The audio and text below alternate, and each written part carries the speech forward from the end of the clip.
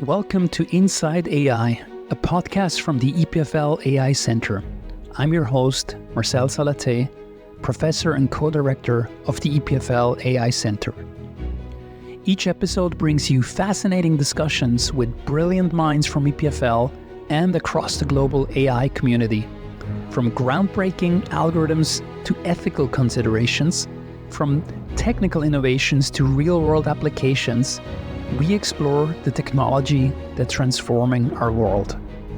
Whether you're an AI researcher, industry professional, or simply curious about the technology that's shaping our future, join us as we venture inside AI.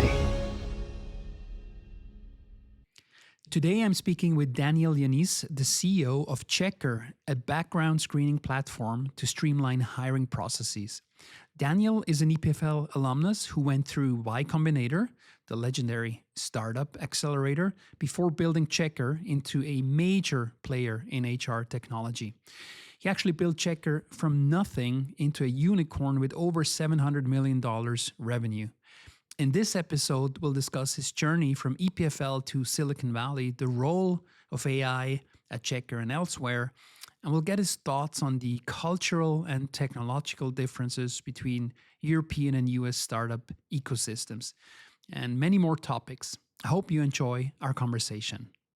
I'm here with Daniel Yanisse from Checkr. Daniel, thanks so much for joining. Thanks for having me. The context of this conversation is, as we're recording this, we're at AMLD, here at EPFL at the Applied Machine Learning Days, where we had Nicolas Dessein from Y Combinator as a guest. And he said it would be nice to talk to students about what it means going through YC. And YC, for those who are not familiar, is a very legendary startup accelerator.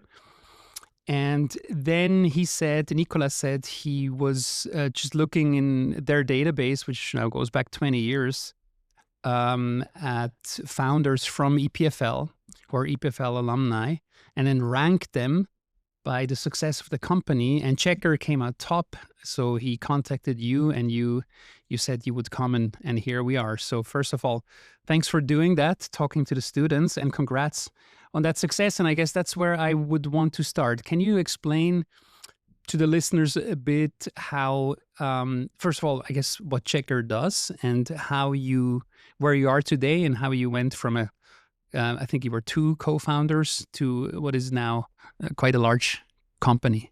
Yeah, and hi Marcel. It's great to be back at EPFL 13 years after I graduated. And I love the EPFL network and also Y Combinator, YC. So this is great to bring my two worlds together. Yes, so my friend Jonathan and I, we co-founded Checkr, our first company, in 2014. So over 10 years ago now. We went to Y Combinator at the very beginning of the company, just after starting it and having the idea. That was not my first job after EPFL. We can talk about that. I graduated from EPFL 2 years before starting my company, and I worked in a couple of different other startups first. And in the last startup, we found the idea and the problem of background checks in the U.S. So specifically, what Checkr does is, we were looking at the background check industry, which is a really big industry in the US. It's basically verifying people's backgrounds, mostly used in recruiting and HR, verifying criminal records, driving records for drivers, verifying resumes, education, employment history of candidates. And that's a multi-billion-dollar industry in the US, and it's growing also globally. And when I discovered this industry, it was very traditional, old school. It was mostly done manually, kind of like a business service, back office business service done by consulting companies, but really not leveraging technology almost at all. So very slow, expensive manual process that most companies, especially in the US, were doing as part of their best practices in recruiting. But every customer I talked to was frustrated by how long it was, how unpredictable it was. It was just not a very efficient process. And my co-founder and I, we were working in 2013 in a on-demand delivery company. And back then, it was the very early days of Uber, Uber was not even doing ride sharing yet. They were doing only the Uber Black service in the US. They haven't even started competing with taxis. Food delivery was in the infancy. Like a few startups were starting with the idea of doing food delivery. And those startups had to hire thousands and thousands of delivery drivers or car drivers. And the traditional process of manual background checks that would take weeks and be very expensive and manual were not going to scale for that new industry. And I was right there at the very beginning. I saw that problem. And we had kind of this crazy idea to build an automated background check software with an API so that it can be directly integrated into the Uber app and other apps. So that was our niche idea to get started. And that's how we started Checkr 10 years ago. And so where's Checkr today? So today, fast forward, we are the leader in the world for this category. We have over 120,000 customers, mostly in North America, and started to do more global expansion too.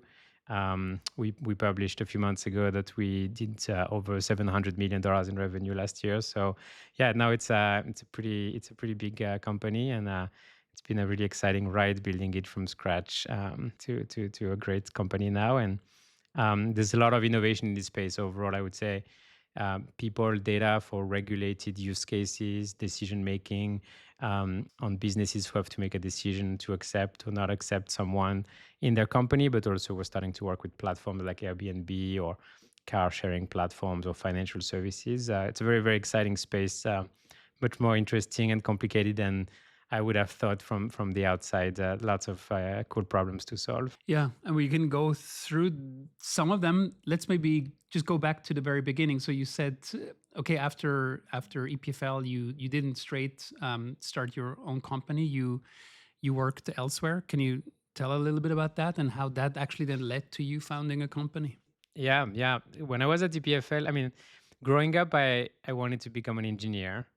My parents were doctors. They were immigrants. They were pushing me hard, like many immigrant parents, to do well in school, to create a good life for ourselves.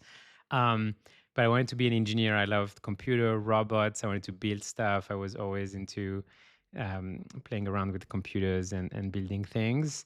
But also, my dad was pushing me to be my own boss and to be a CEO one day. He was saying, like, you should be a CEO. It's better to be a CEO than to be an employee and having someone else telling you what to do. And so, I had this kind of challenge of like, I like engineering, but I kind of also want to listen to my dad, and I can see the value of being a CEO, but the business world and the engineering world was hard to kind of put together. And to me, what really opened my eyes is in 2010, between my bachelor's and master's at EPFL, I had the opportunity to go do an internship at NASA Ames in Silicon Valley, in the research center in robotics for Mars rovers and things like that. It was really cool.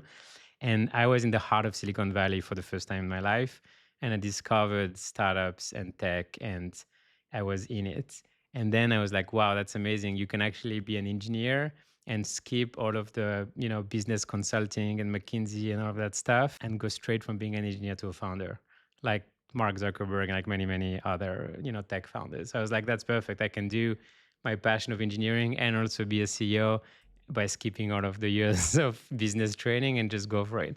So that's really what inspired me to start looking into entrepreneurship, Y Combinator, and how you go about starting a company when you're just an engineer. So then, how do you went from that NASA experience to founding Checkr? Yeah. So then I came back after NASA, I was clear on what I wanted to do. I was clear that I wanted to do more something around software, because I didn't feel like there's many hardware opportunities back then. Now there's a lot more, but back then software was really eating the world. So I focused more on software, and I did also venture kick and all of the entrepreneurship programs at EPFL that were very helpful for a couple years. And then when I finished my master's, I didn't feel ready to start my company yet. I didn't have a clear idea. I felt like I wanted to have a little bit more business experience before jumping and starting a company. I didn't have a co-founder, which I read in Y Combinator essays and online. That's quite important to have. So I was like, so I decided to join other very, very early stage startups to be in them and learn, and from watching the CEO and the leadership team and how you go about finding customers, doing sales, building products. So I did that. I worked for two very early stage startups. That's how I met my co-founder, Jonathan, in the first one. We became best friends. Then we both joined the second startup doing delivery in Palo Alto. And that's where we found our idea, which was one of the biggest business problems within the company. So kind of those 2 years of startup life helped me feel ready, find the idea, and the get co-founder. started. And co-founder, yeah. Okay, amazing. And then you went to IC, and how was that? How does one have to imagine the process there? Because if I understand you correctly from what you said, also to the students, you had a relatively unusual experience, but actually in the positive sense. Yeah, YC was incredible. So first, like getting into Y Combinator, when we got the phone call, we're just like so happy and excited. It's a very selective criteria, and we're just over the moon to be in. Yeah, it was a 3-month program. It was very intense, but it's all about focusing on your product and your startup and your customers day in and day out. We actually, my co-founder and I, we were living in San Francisco. We moved out of San Francisco to move south in close to Mountain View, where Y Combinator was, just 45 minutes away, just to be more isolated from all the distractions and friends and everything in San Francisco, to really focus on only the startup, which we did, because we wanted to we got into Y Combinator, we got to maximize our chances and this opportunity. So we did that. We fully embraced it. We met some incredible people that are good friends now. And the network, the YC partners pushing you and coaching you, is a really, really good recipe to start the company from 0 to 1. So for us, it was fantastic. Had a great time. It allowed us to find customers as well. A lot of our initial customers were other YC companies. So that network does help to find your early adopter customers. And by demo day, 3 months in, we had 60 customers. We had $80,000 a month in revenue, so almost $1 million a year run rate, which was really good. So that made it very easy for us to then raise money and continue building the company. Yeah, you mentioned that you had so much traction that at demo day you were just really completely oversubscribed and had, I think, over 200 people, right, looking to invest. Yeah, half of the room and investors at demo day wanted to invest in Checkr, which was overwhelming, and that was good. We were really lucky. We had really good product market fit. That API for background checks was a big infrastructure need for tens and tens of startups at the time who were trying to build marketplaces for services online. So we're able to surf that wave of gig companies. It's called the gig economy. Those companies, we worked with all of them, and they were growing, and we're a usage-based company. So as they were hiring more, we were growing more. And so that has got us from 0 to 1 million to 30 million to 200 million in revenue, in 3 to 4 years, which was really hyper growth and lucky timing and product market fit. Yeah. So then what happens? So you're at the end of YC, you have this traction, this incredible traction, you get funding. How do we have to imagine then the rest? I assume it's not just a straight line from there, right, to today. Yeah, no, I mean, there's lots of problems. There's good problems to have. You can't complain about it. It's like the problems of success and traction, but there's still a lot of problems on fundraising. So Sam Altman was the president of YC back then, and so he spent time with my co-founder and I to coach us on like what fundraising strategy to take. We decided based on his feedback to skip the seed round and do a big Series A round directly because of the traction and maturity that we had. Choosing your investors, negotiating, round and everything is not easy, but we got a good thing done, and then we just continued. I mean, I think the main mistake after Y Combinator is to then think that you have to do something else, like hire people or do PR or media or like those things. But those are things that are kind of distractions. So what you want to do is you want to continue the same focus on product and customers and growth and continue to iterate as far as you can. So we continued that. We got more customers. We got more funding. we started to grow the team in San Francisco, and those few years were fun because that was really the hyper growth where we just had to keep up with the demands, which is fun things to do. You just had too many customers, too much volume, things are breaking everywhere, but it's motivating because then you stay up all night with your team because you're just trying to keep up with that, with the success and the demand of customers, which is very exhilarating. Hmm. And were there ever any challenging times as well? I mean, I remember maybe it was Paul Graham who wrote that, like so many things, but this saying that startups don't die by murder, they die by suicide. Is that something that, was everything always just super great in Checkr, and your problems were essentially just basically meeting demand, or were there also times when it's like, wow, this is a sort of make or break moment where everything could sort of fall apart if we make the wrong decision here? Yeah, no, I mean there were many times, and there still are, where things can fall apart. It is true. Like if you have a decent product in a good category, things are gonna continue to work okay, and you can mostly die by mistakes or messing it up yourself. And it still happens to us today. You have reliability issues, you have bugs, you just make mistakes. No one wanting, does it by on purpose, but it just happens. It's hard to coordinate hundreds of people and a platform and product for customers. But in the early days, we had lots of risk. We had some very very large customers like Uber or DoorDash, who are like most of our volume and revenue. They were much bigger than we were, so we're not even sure if we were able to keep them and keep up with their expectations. So we had that threat of like we could lose our largest customers any day if we don't improve and accelerate and keep up with the demand. So that was very stressful, very hard.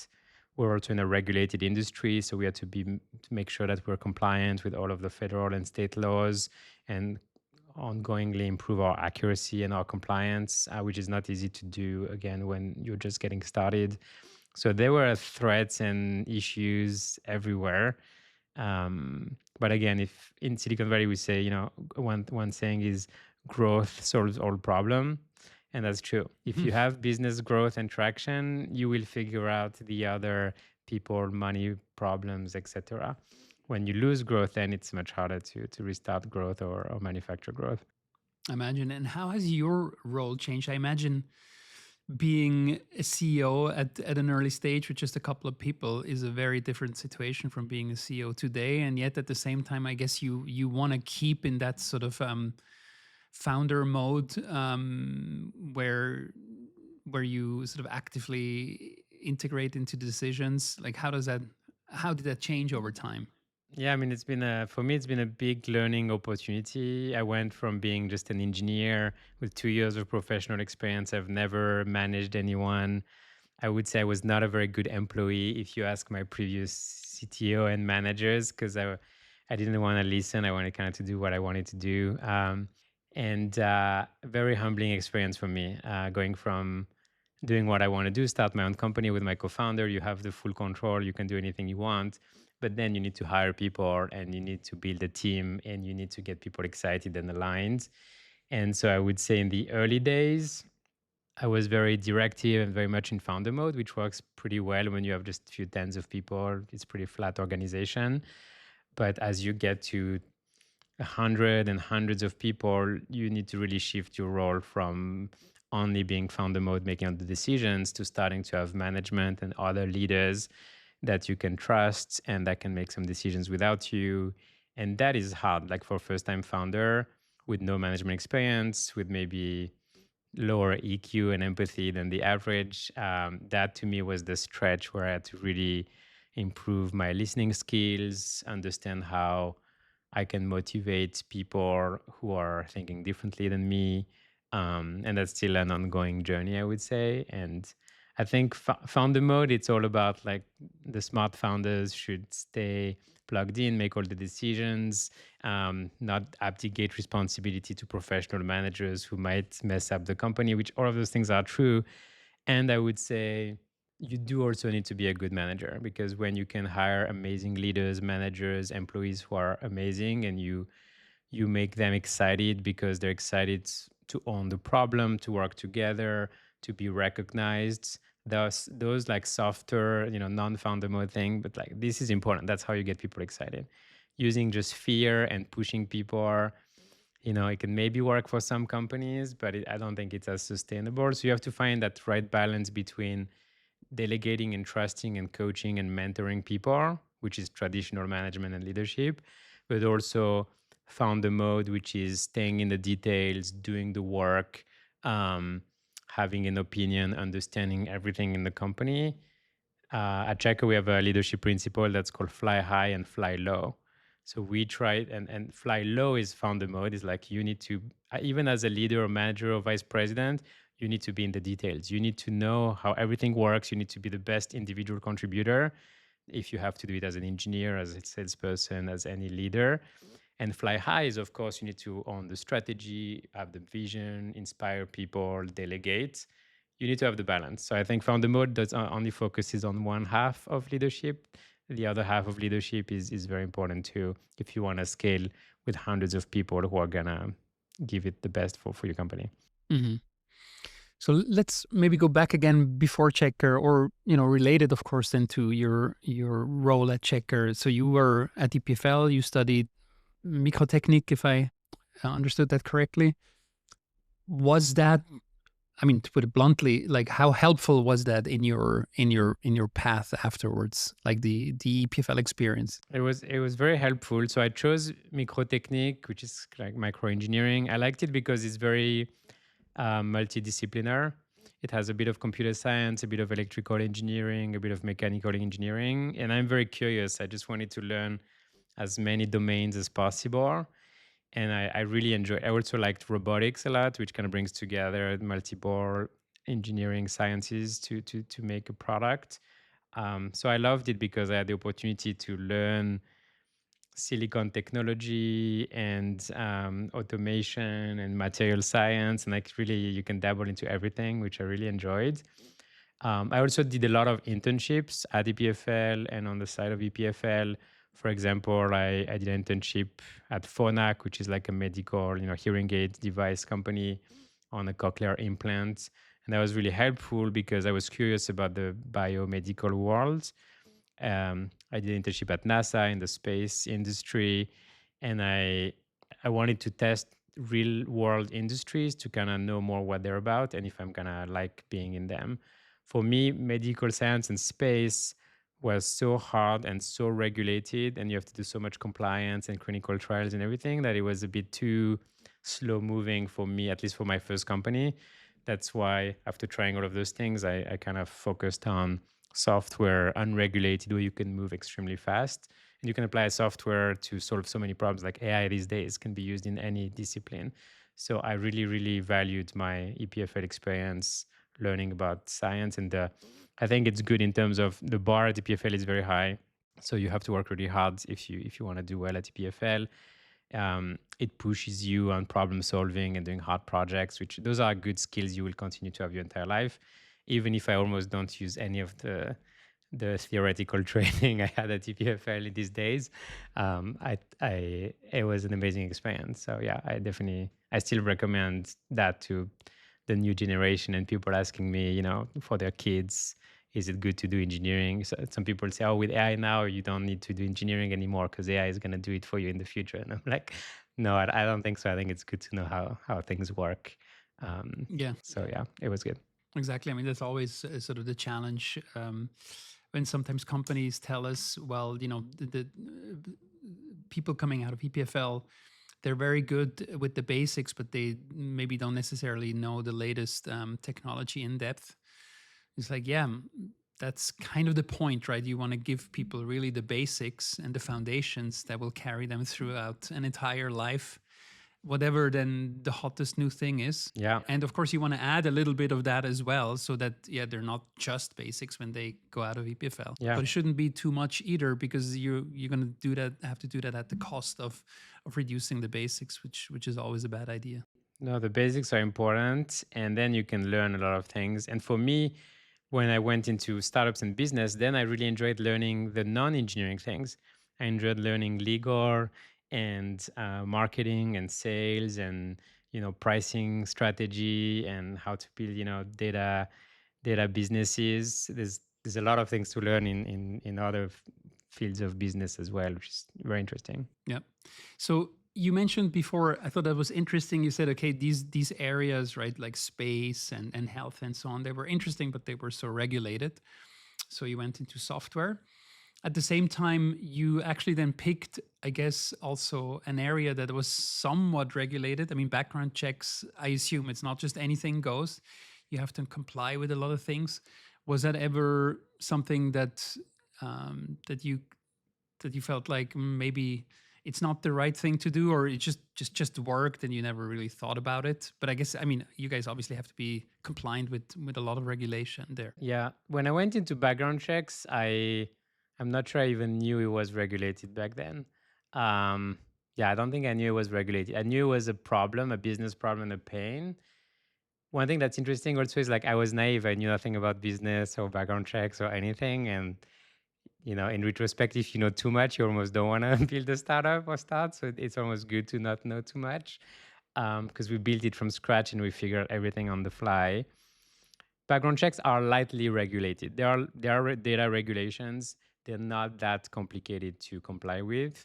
And you just have to understand. I mean, there's the Fair Credit Reporting Act, which is a 40-page federal law from the 70s in the U.S. that regulates credit bureaus and background checks. I read it. I talked to outside counsels and educated myself on like the legal field of what that means. And then you just have to make sure that your product, one of the important things is maximum possible accuracy. Like the data you put together on the background check needs to be as accurate as possible in order to make sure that, the information about people is going to be accurate so that businesses can make a fair decision. Or another thing is the consumer needs to have access to that data and they could have the opportunity to appeal the report if they find a mistake. Those are pretty simple things that you just have to make sure you do when you build your product. And as we followed those things that make sense, then we made sure we stayed on the compliance side.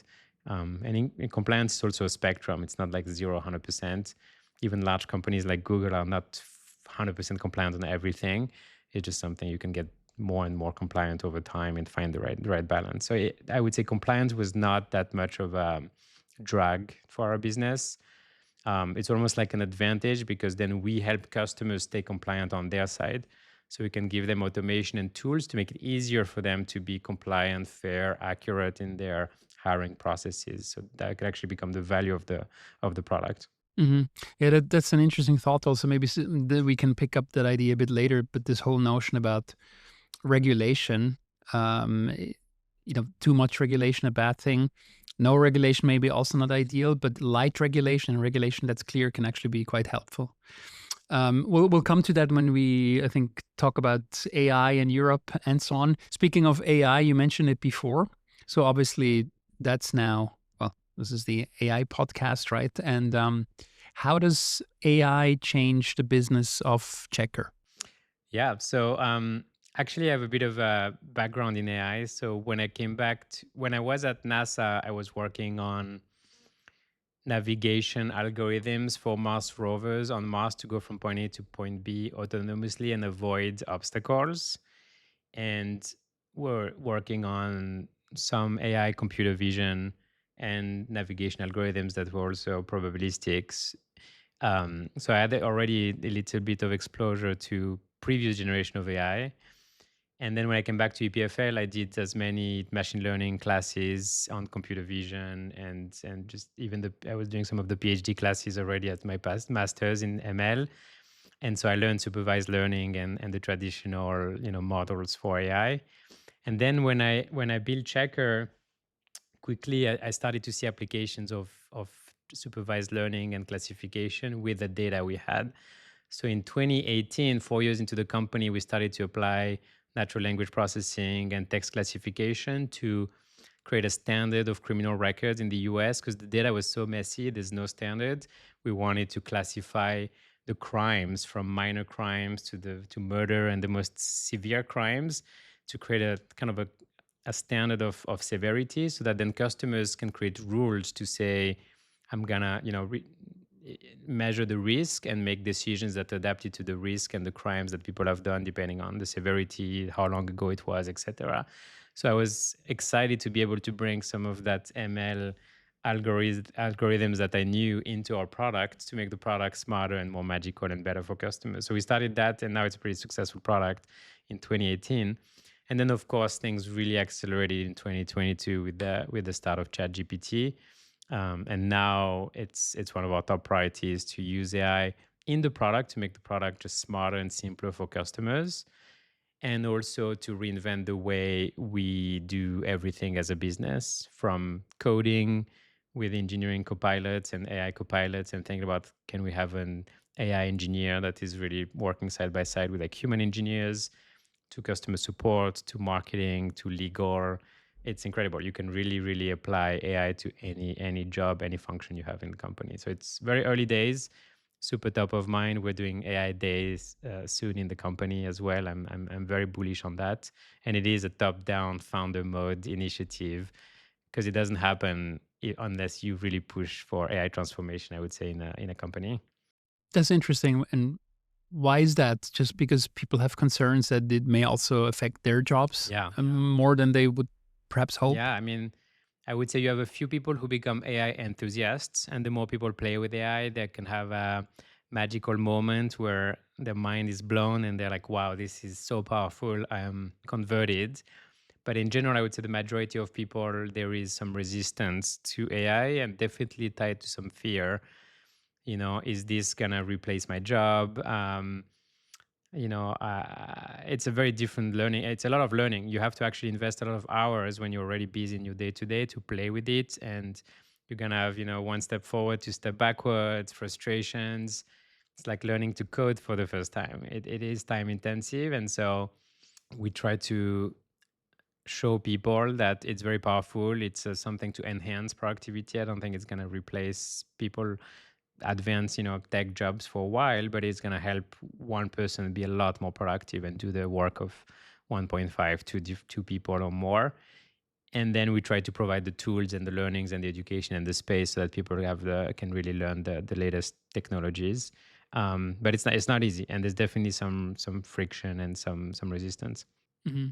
And how do you see that going forward? I mean, even if you look outside of Checkr, so I mean, there are multiple hypotheses there, right? I mean, there's obviously the very bad hypothesis where people argue, okay, this will basically replace, right, most of the jobs, which would be bad. Then there's a sort of middle stance where you're saying, "Oh, we're not actually going to replace people. We're just going to make them more productive. So maybe we're just going to hire less compared to what we would have had done in a parallel world where there had not been this kind of AI." And then there's the third, I guess, option out of many where actually that will unlock so many new areas of value generation that actually it will be very hard to hire people because there's just fewer people for all the things that we can do, right? Which of the hypotheses do you think is currently looking most likely from your perspective, what you see? Yeah, I mean, I'm a technologist, I'm an entrepreneur, I'm a builder. To me, there's no choice to avoid it. I don't know exactly what the outcome is going to be, probably more in the middle. But like any technological revolution, people have been afraid, like from the car to replacing the horse to the computer to everything. There's always been the headlines of fear of the technology replacing people and putting people out of jobs. And in reality, there's been shifts and people have changed the jobs they do, but it's always been fine. And so my guess is it could be the same with AI. It's going to unlock just so much more productivity out of humans. Yes, the transition might be hard for sometimes for some professions, but we have no choice. I mean, I feel like the human species, we always go towards the latest innovation and tech, and I would rather we do it, Europeans, Americans, someone's going to do it. Do you want the Chinese to do it first, or do you want our countries to do it and to be at the forefront and understand it and see the trade-offs and then adapt, policy and job market? Or you can't just put your head in the sand and wait for someone else to do it, because it's going to be leveraged and used to the maximum. That's what humans do. Exactly. So you mentioned it now a couple of times. There's obviously a lot of geopolitical and geoeconomic angles to this as well. And maybe we go again back to first also your own story.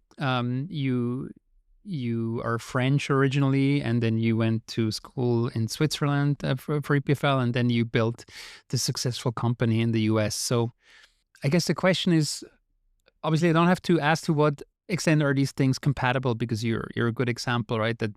That's the totally reasonable path, but there's increasingly that notion that your story would never have happened in the other direction. Do you think there's a truth to that? And if so, why is that? Yeah, I mean, I love all the countries. I am French and U.S. citizen now. Switzerland has a special place in my heart. I'm not Swiss citizen because it takes 12 years, I think, and I lived here only 5. But I love Switzerland. I'm really grateful to France, to Switzerland, to the U.S. My dad is actually from Syria and my mom from Romania. So my parents come from poorer countries that were not democratic countries back in the days. I mean, Syria, I'm excited about the latest revolution. But just to give you a perspective, I'm super lucky to be in the Western world, in some of the best countries in the world. And I went from France to Switzerland to the US, who gave me a lot. And I do want to give back. And I love those countries. Um, there is a difference. It is for sure that I always aim for the US because that was on the technology side, Silicon Valley and tech, whether it's silicon technology, hardware or software, the most advanced place in the world has always been Silicon Valley. So I wanted to go there to be at the heart of innovation, and I think it's still the case today. And at the same time, I would love to see Europe and Switzerland catch up and be, in that same group. Um, I don't think that's the case yet. I do think, unfortunately, the European Union and regulations. I mean, there's been research on this, like the report from Mario Draghi looking at why the EU has not grown as much, really points to over regulations from GDPR to now starting to maybe regulate AI. Regulating a technology too early on can really suffocate it and suffocate the growth and innovation and creation of companies. And there's other regulation like labor regulations and many others that make uh, at least France and the EU much harder to start a company. And I've seen it. I couldn't have not started my company the same way here or in the US. Really, people bet on me as an immigrant founder with no experience, no network, that took a lot more risk. Here, I think the investors are still more risk averse than in the US. And the ecosystem with things like Y Combinator and some of the best venture capitalists in the world, it's like nothing in the US. So hopefully we can help create similar ecosystems in Switzerland, in Europe, um, so that eventually we'll have technology companies, which I think is the future of any industry. Those are the highest leverage businesses of the future. So far, most of them are American or Chinese. There's not as many mega cap companies that are in tech from Europe and Switzerland, and hopefully we can help those countries catch up. Hmm.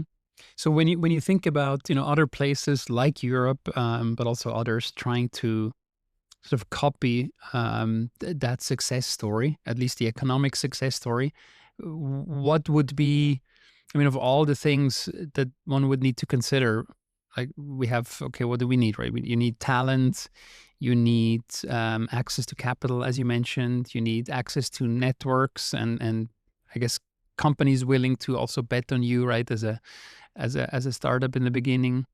You need the right culture. Like, which of those would you try to tackle first if you had a magic wand? So we have already amazing talent. I mean, there's incredible Europeans, engineers, scientific people. Some of the brightest minds in the world are in Switzerland, in France, in Europe. So talent is not the issue. Um, you know, Talent might leave to other countries. So I think that's an issue if you don't have the same startups and opportunities. But I don't think talent is the issue. Um, Culture is a bit of a problem. I think Switzerland's a bit better than France. In France, there's a very much anti-capitalist culture. It's almost like not celebrated to be a founder or to be successful or to make money, which is not a good culture to start companies. So I think that's a cultural challenge. There's a bit of risk aversion. There's definitely a little bit more risk aversion in Switzerland and in France to taking risk in your life and being celebrated for taking those risks. But I think that that's okay. I would say the business culture is pretty good in Switzerland. I mean, Switzerland has a lot of money, has a lot of business culture. I would say as a political government that's a bit more neutral and stable, which is also good. So I think Switzerland has a lot of the right values to be a good center. And also, I don't think we should copy the US or China, right? We need to, it's like business strategy. You don't want to be a copycat. You want to leverage your own strength and your own differentiators to play a bit of a different game.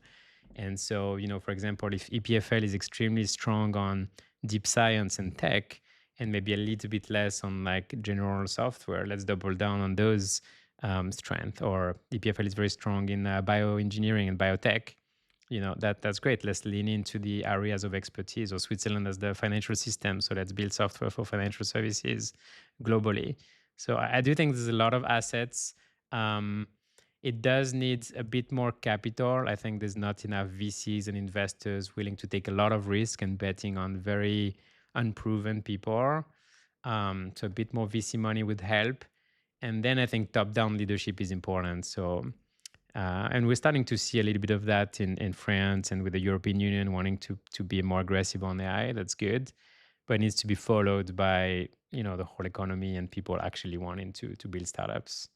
So I think it is some early signs, but a lot to need to be done, and making regulation simpler for companies. That's going to be the biggest challenge. Changing labor laws, taxation to really encourage startups. If that could have a big lever. Because if I look at my company, when we talked about where should we put our HQ in Europe, for example, like France was like the last on the list because it's just so hard to do business in France. People go where? To Ireland or the Netherlands or Eastern Europe because you have a bit of a lower cost of labor with good talent. So I do think you need to make the countries more competitive to attract international businesses and startups and help them. Canada has like a really good tax benefits for R&D investment in engineering. I think those kind of tax advantage benefits to support innovation could be helpful. One of the interesting things I always felt about Silicon Valley, as you mentioned, I mean, getting VC funding from people who can think about what could go right about a bet, not just what can go wrong. It's almost, it sometimes seems like it's almost impossible to put yourself into those shoes if you haven't been there. And notably, many of those investors have made a lot of their own money with technology. It's something we're seeing, for example, here. I mean, this region is particularly strong in health tech, for example. And it's not a surprise because there have been many successful health tech companies 20, 30, 40 years ago. And these people are now investing because they know exactly what this is.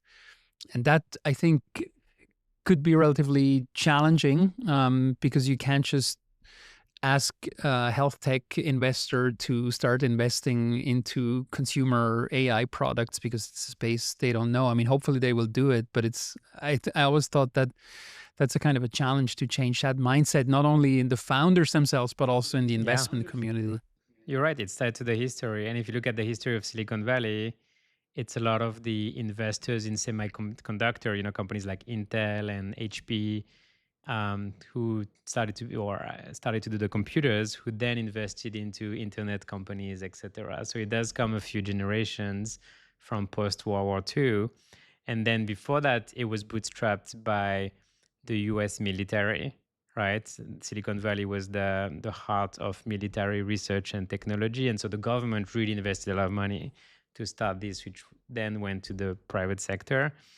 So yeah, we can learn from history and start those positive feedback loops. But like you said, with healthcare and a lot of wealth and successful businesses in a very concentrated area in Switzerland, I think there's a lot of opportunity to accelerate startups.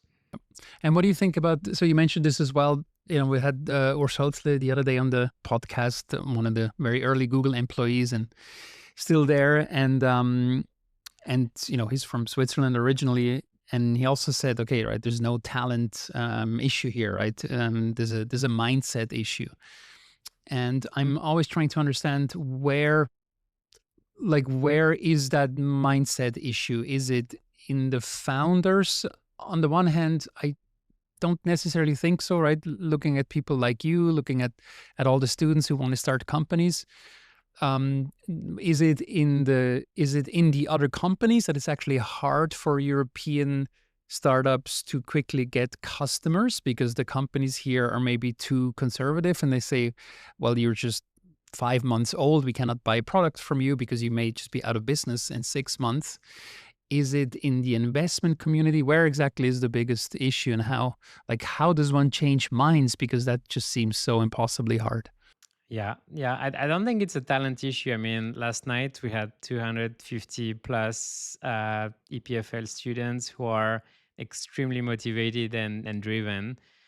Only, a very small subset of the population is going to become founders, like 1% or 2%. It's not for everyone anywhere in the world. That's just how it is. And usually it attaches to an intrinsic drive that people have from their childhoods. They want to do it for themselves to prove something. There's just that inherent drive from young age usually, and that will just continue, and that will create the trait of a founder who wants to do something really big and special, and it's maybe different and be more crazy than the average in terms of risk taking. And I see lots of people like this at EPFL. EPFL is also very international. There's just a lot of founders who are immigrants by background or their story anywhere in the US or anywhere around the world. And I see a lot of those people coming through EPFL, the best minds of the world, which is amazing. I think that's an advantage compared to maybe US universities or other places who are actually kind of closing more to international talent. EPFL is sucking the smartest people from the world. So that's an amazing platform. I think we could double down on that. And then there is a bit of a problem of like the market is fragmented and too small. And people think sometimes I'm too small, of like I'm gonna do a Swiss focused market startups, that's too small, or one or two European countries, too fragmented and too small. But this, it's never been easier to build a global company. You can build a product here and sell it all over the world. You can easily go and tackle the US market, which is a very, very big market that's pretty open for business. You have companies like UiPath. I'm also half Romanian. My mom's Romanian. UiPath is a Romanian founder who started the first unicorn in Romania, and then very quickly went to sell that product to the US and is dual headquartered in the US and in Romania. So I think it's never been easier to build a global company. We just need to continue to inspire people who want to do it, bring capital, repeat the success stories. And I think there's momentum. I think there's more and more EPFL students who are also YC alumni like you and me. So now I'm optimistic. I think if we have also the leadership of EPFL and of countries who are trying to help and enable people, I think we'll continue to see more success. Hmm. And I mean, at the moment, the sort of news from the media is particularly stark with this whole topic about AI regulation. I mean, you very clearly now, even more than just a few months ago, you have the US pushing to just not have too much regulation, to just let the innovation run its course. You have the European approach that has been very pro-regulation, even though at the same time you have all these issues that I just mentioned, right, with Draghi and so on, saying, hey, actually, you shouldn't do this. So there's a bit of a schizophrenic stance there. What's your view there? Do you think that's actually going to change anything, or will founders just do whatever they do independent of the regulation, or is there danger that they will actively go to the US because the regulation is simpler? Yeah, no, I mean the US has grown so much faster than any other country in the world over the last 15 years. The GDP has grown much faster than the Eurozone has been flat. So the US is already distancing itself and growing faster and innovating faster, even before the current administration. And I think that gap is gonna continue to grow, unfortunately. And I think the US is just, it's always been the paradise of business and entrepreneurship, and it's going to be that even more. And so I think a big step function change needs to happen especially in Europe, if Europe wants to be competitive, because Europe is in decline, is economically in decline. But I think unfortunately people don't fully understand why, and a lot of it is the over-regulation, over-taxation that just suffocates businesses and suffocates innovation, and people are suffering because they're seeing the quality of life going down.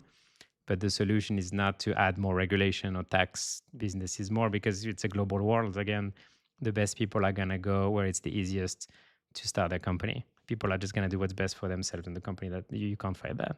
Yeah.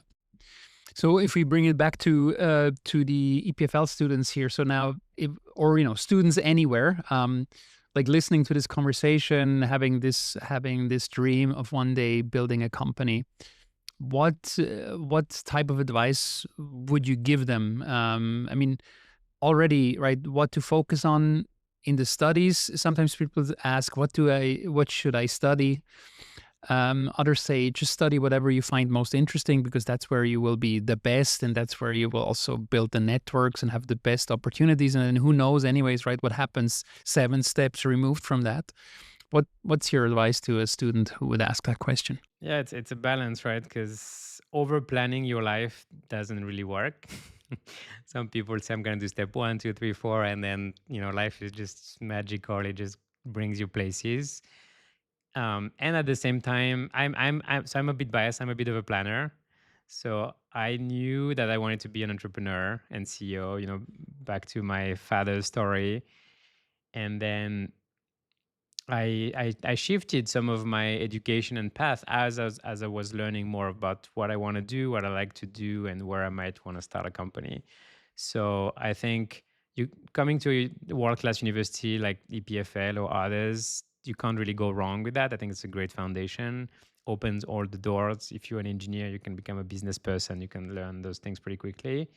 So I think that's a safe bet.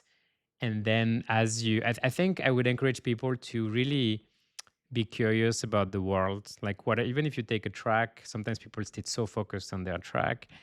Look at the world, like look at the different industries, the different fields, talk to people, look at small businesses, large businesses, government, so you can understand.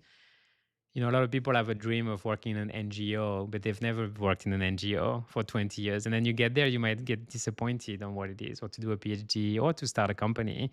So I think try things, talk to people, don't wait too long. Life is short. If you want to try something, try it now. Try it before you start EPFL, or in your second year, or as you graduate. I think that's the most interesting, because then you're gonna learn what's right for you, and you're gonna adjust your decision. So I would just encourage people to be curious and to try different jobs and fields. It's never been easy also to try new things. In the past, you would do the same job for 30 years. We're lucky now that people can change career multiple times. Yeah. And what would be the advice to a more general audience, right? I mean, we can always talk about EPFL students, or we can talk about founders, but as you mentioned, right, they are almost by definition a very small part of the population. When the rest of us asks, okay, I mean, how, like, also, for example, people with kids, right? There's often a question that is being asked is like, what should my kids do? Because frankly, it looks like, right, with AI, the future is now so unpredictable. What should they do? What should they learn? What should they avoid? Is there any guidance you could give? I mean, it's obviously a very heavy question, and I don't necessarily expect from you to have the final answer. But I'm just curious about how you think about this, even if maybe your own friends or family ask you like what they should do, like how things are going to evolve in the next 5 to 10 years. Yeah, I mean, back to your first question of like, if you don't want to be a founder. So if you want to be a founder, learn what it's like to be a founder, try work with other founders. I think that's great. And starting more companies and businesses, that's creativity, innovation. It's good for the economy, it's good for jobs. So I am a pro startup person. If you don't want to be the founder, but you like technology and building and engineering, I would encourage people to join startups instead of joining big companies, right? Like, I think, joining a startup as an engineer, as a manager, as a business person, it's really fun. You can de-risk the decision. You don't have to join the startup that's like just getting started with 3 people, but you can join a mid-stage startup that has maybe tens or hundreds of employees, and you can still do what you love. It's just so much more creative and fun and fast moving. You have more impact. You work with really smart people versus joining a mega company. You're just employee number 10,000. You don't have that much value. So I would really encourage, especially like technical people, the young generation, to join innovative companies because it's just much more interesting, much more learning opportunities. And then, I mean, for the kids, I don't know. I have a 2-year-old and a 3 months old. You know, I don't, many immigrants' parents, they would push their kids to be engineer or doctor or lawyer, one of those jobs. I'm not on that side. I think for my kids, I would want them to do something that they love. And I think it's fine to do liberal arts and business as well. Not just has to be one of those jobs, but to find the passion, find something you really love and you want to be really good at and you're going to enjoy doing. Because if you can align your personal interest, your passion with what you do day to day, that's a good recipe. Of course, it's harder to make money if you're an artist or things like that, but it's not impossible. And just makes work so much more fun. Because I also know so many people who hate their job, and it's just a miserable place to just complain about your job for 20 years. Every night you come home to your partner and you just complain about your day. I don't wish that to anyone. Yeah. Yeah, the doing what you love has strangely fallen a bit out of favor as an advice, but I would 100% subscribe to that because not only because, as you say, you obviously want to be doing anyways what you love, right? And that's also where you can be good at, but most of the time things are actually going to be hard, right? And we don't often see that when we look at people who succeed. It just looks like everything works all the time, especially then if you look at things like LinkedIn, right, where of course you only post the good stuff and the good numbers, but most of the time, right, things are actually quite challenging. And if you do what you love, though, right, it pushes you much more to go through the hard times because you're doing what you love. It's hard at the moment, but you love it, right? You're here for a reason. You love it. You're gonna have some of those positive moments that are worth it. It is extremely painful. I love what I do. I'm an entrepreneur, and I have some days where I'm miserable. I can't sleep at night. I'm thinking about that problem, internal problem, customer problem, whatever it is. I can't sleep at night. I'm stressed. It comes into my family and personal life. So it is very hard. Anytime you're a people manager, you can have people issues that weigh on your mind. But because I love what I do and the innovation and the products we do, and when we win as a team, is just so fun that compensate for the painful days. Painful days, yes. Well, I think on that note, thanks again for coming. I wish you all the success you can have. I mean, it looks like your trajectory has been super successful, and there's no immediate reason to think that that's not the case in the future. Thank you so much for what you do, and thanks for coming back to EPFL. Thank you, Marcel. It was fun to be here.